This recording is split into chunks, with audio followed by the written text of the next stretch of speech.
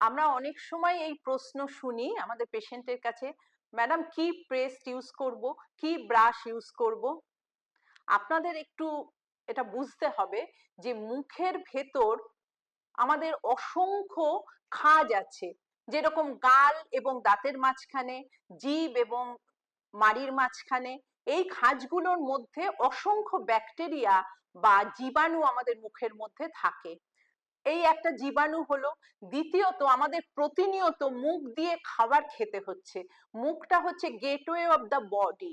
তাহলে মুখের মধ্যে খাবার নিতে হচ্ছে, আবার এই খাবারই কিন্তু দাঁত আর মাড়ির সব থেকে বড় শত্রু। তাহলে আমাদের খেয়াল রাখতে হবে যে মুখের ভেতর যখন আমরা খাচ্ছি, খেলাম, তারপরে যেন খাবারের কণা কোনো জায়গায় মুখের ভেতর না থাকে। সেইটাকে পরিষ্কার করার জন্যই ব্রাশিং। তাহলে ব্রাশিং করতে হবে কিন্তু খাওয়ার আগে নয়, খাওয়ার পরে। আমরা বলি twice brushing after two principal meals. যারা ব্রেকফাস্ট করে বেরিয়ে যাচ্ছেন বাড়ির বাইরে, তারা ব্রেকফাস্ট করে ব্রাশ করুন। যারা বাড়িতে থাকছেন, লাঞ্চের পরে। আর ডিনারের পরে মাস্ট, শোয়ার আগে অবশ্যই ব্রাশ করবেন। আর পেস্টের কথায় আসি। পেস্ট হচ্ছে বিভিন্ন পেস্ট বাজারে পাওয়া যায়, কিন্তু আমরা তো বৈজ্ঞানিক ভাবে চিন্তা ভাবনা করব। আমরা কিন্তু পুরোনো দিনের মতো, যেরকম ধরুন এখন এই লাইট, আপনি তো বাল্ব ইউজ করছেন, আপনি তো হেরিকেনের আলো জেলে বসে নেই। তাহলে বিজ্ঞানকে তো গ্রহণ করতে হবে। তাহলে পেস্টও টেকনোলজিক্যালি যে পেস্ট তৈরি হচ্ছে, অর্থাৎ ফাইন মেটেরিয়াল, যেটা আমার দাঁতের ক্ষতি করবে না। আয়ুর্বেদিক মতে বিভিন্ন পেস্ট লোকে ইউজ করে এবং বলে আমার গামটা খুব ভালো লাগে, মুখটা ফ্রেশ লাগে, কিন্তু দয়া করে সেগুলো ইউজ করবেন না। কেন? আমরা দেখি তাতে সম্পূর্ণ এনামেল নষ্ট হয়ে যায় এবং আমাদের কাছে যখন আসে তখন আর বেশি কিছু করার থাকে না।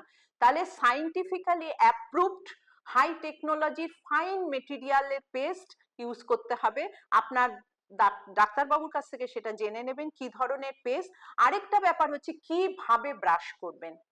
ব্রাশেরও বিভিন্ন ধরন হয়, হার্ড হয়, মিডিয়াম হয়, সফট হয়। এখন কিন্তু আমরা বলছি সফট ব্রাশ ইউজ করতে।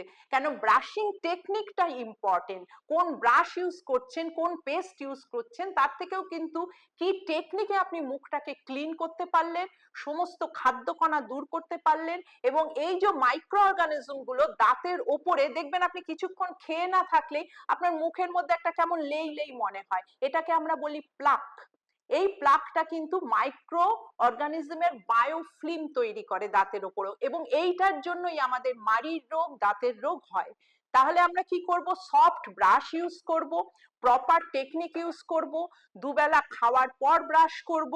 ব্রাশের টেকনিক কি? কখনোই অনেকে দেখবেন হরাইজন্টালি ঘষতে থাকে, এটা কিন্তু একদমই উচিত না।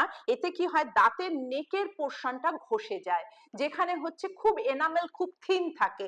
সেই জন্য ব্রাশিং করতে হবে ওপরের দাঁতের ক্ষেত্রে ওপর থেকে নিচে, ওপর থেকে নিচে। আর যদি সফট ব্রাশ আপনি ইউজ করেন, মাড়িতেও তাতে আঘাতপ্রাপ্ত হবে না। তাহলে ওপর থেকে নিচে, নিচেরটা নিচ থেকে ওপরে, সামনে এইভাবে করছেন, উপর থেকে নিচে, নিচ থেকে ওপরে। যখন এই ভেতরের সারফেস গুলো কেউ করবেন, তখনও এইভাবে নিচ থেকে মাড়ি, অ্যাওয়ে ফ্রম দা গাম, মাড়ির দিক থেকে ওপরের দিকে করবেন, কখনোই হরাইজন্টালি ব্রাশ করবেন না। ব্রাশ করলে কি সব খাবার কণা চলে যায়? না। ব্রাশিং এর পরেও কিন্তু কিছু খাবারের কণা দুটো দাঁতের মাঝে থেকে যেতে পারে। সেই ক্ষেত্রে আমরা বলি ডেন্টাল ফ্লস ইউজ করলে আপনার কিন্তু পুরো মুখ পরিষ্কার করার ব্যাপারটা সম্পূর্ণ হলো। ডেন্টাল ফ্লস কি? একটা বিশেষ ধরনের থ্রেড, ওয়াক্স থ্রেড পাওয়া যায়। এটাকে আপনি ইচ্ছা মতো এরকম কেটে নিলেন, কেটে নিয়ে আপনার দুটো আঙুলের মাঝখানে এইভাবে দিয়ে দুটো দাঁতের ফাঁকে ঢুকিয়ে দিয়ে আপনি ক্লিন করে বার করে নিয়ে আসবেন। অবশ্যই আপনি দুবেলা খাবার পর ব্রাশিং করুন, ডেন্টাল ফ্লস ইউজ করুন। আপনার চুল পেকে যাবে কিন্তু আপনার দাঁত পড়বে না।